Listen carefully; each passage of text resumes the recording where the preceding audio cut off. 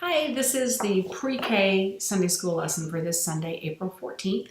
Sunday school will be at 10 o'clock in the child care room in the sanctuary building.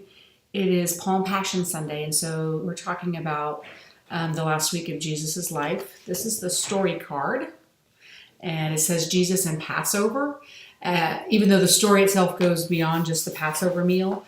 And it walks into basically the whole last week of Jesus' life up through his death. So it's a pretty heavy story, especially for the pre-K group.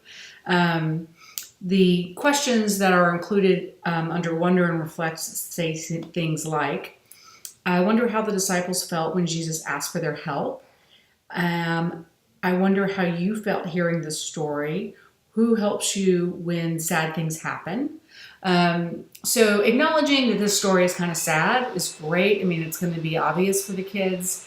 And obviously next week we get into all the good news about the story, but this is important in terms of it's an important part of the Christian tradition, and we want to not gloss over it, but also give the kids a chance to talk it through.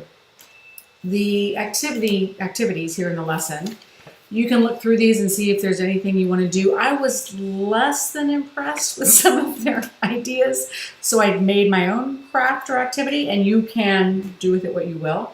But I've created a large sheet. This is 17 by 11 for each child. There's probably 6 of these or 8 of them. I anticipate there being more kids than usual because it's Palm Passion Sunday.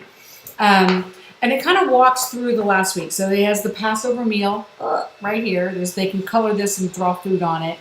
He goes to the garden to pray, which is the praying hands. Again, they can color that. Then he's arrested, and this is just kind of a generic scene, not too gory. I do not put a picture of the crucifixion on here, but you can talk about like he was arrested and then put to death, whatever we think the kiddos are handled.